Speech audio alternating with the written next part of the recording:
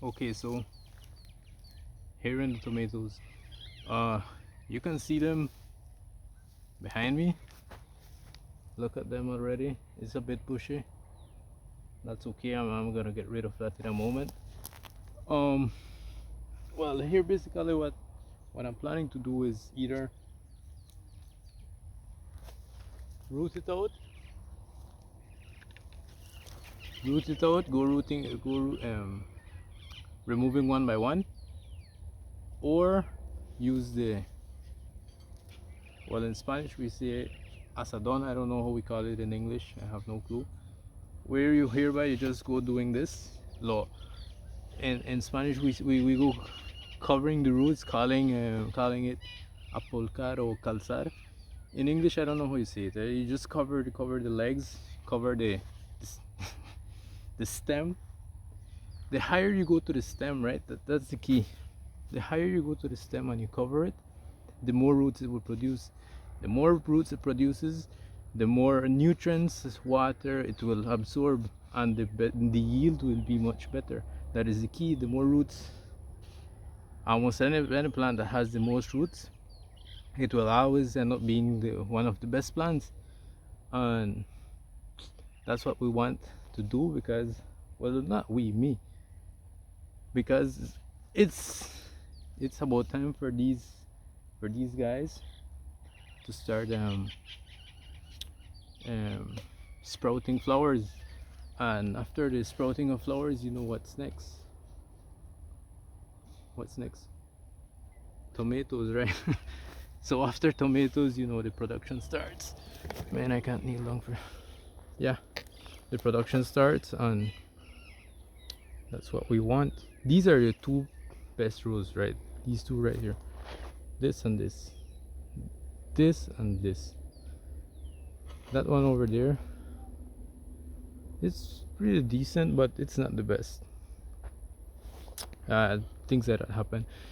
If I show you guys the perspective, this perspective, let me look at it. They're getting big. Yeah, they're getting big. Look at them. They're about maybe 10 to 12 inches tall already. I'm surprised. I'm having like the inner thoughts, the inner telling me that, well, not only my thoughts but also my dad saying you should have put a lot more plants. Here is approximately now about 1,350 plants, when in reality the plan was to be for it to be 4,000, 5,000, 6,000, up to 8,000. It would have been amazing, but things happen. I'm sorry. But that's it. So this is an example. Let me give you guys an example of what exactly a polkar or calzar is. I don't know how to say it in English, but you guys get the idea. So you put it like this, go like this.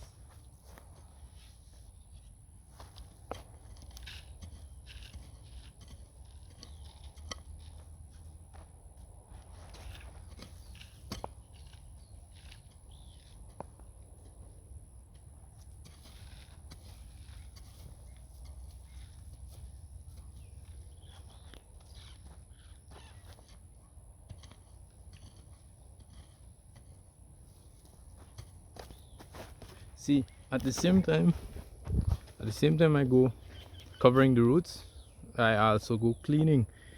There is only one disadvantage with this, that at times it covers the biwall. This is the biwall, the irrigation system. It cover the soil tends to cover these, and then you have to go taking them out and checking for it still to, if it's still dropping water, and if it isn't, then you have to bore it. And you know, that's the only disadvantage about it, but there is always some work to do. Here, this is one tree that is practically sick or injured. I don't know, it seems very healthy, but but it broke. I don't know, I've seen a couple of these already. Look at it closely, right here. It's like it was planted like that and it went growing, but somehow it didn't recover, or the wind, something, and I don't know if it's a fungus or something. I'm not sure, but this tree isn't, I believe it isn't healthy anymore, or useful anymore, but I'll see what I'll do.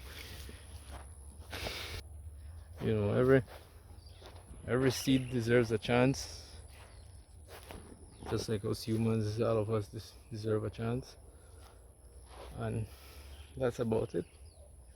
Here we have a couple of, I don't know where it came from. Here, a watermelon tree, another watermelon. Over there inside we have a couple of them, maybe like two. I just leave them and attend them to see if, I don't know, maybe they give about 2 watermelons. And I mean, who doesn't love watermelons? Unless you're crazy, you don't like watermelons. But yeah, so that is what I will be doing. Will be covering the roots of these tomatoes, cleaning it. We're supposed to have a rain tomorrow or Thursday, so after that what I'm planning to do is to come spray some Anthraquil over it, protect it from any fungus or, you know, anything that can pop out. And I'm gonna put some fertilizer on the roots for it to be ready. So with this sprout, the flowers will come instantly, the trees will grow bigger, and it will be ready to get back in business and, you know, get ready into it. So that's the goal for now. I still have to clean again in the corn. Man, that grass is so quick. It's quicker than even the crops. I don't get how. So fertilizer in the corn as well. I think there's approximately about 3,000 or 2,500 corn trees, corn plants, and that takes some time. It takes about approximately 3 hours to finish that off, and I'll get that done. So here on the segment for the tomatoes, I'm done. That's about it for right now. I'll update you guys on how it stays. So yeah, this is the next video of learning while farming, and until next time.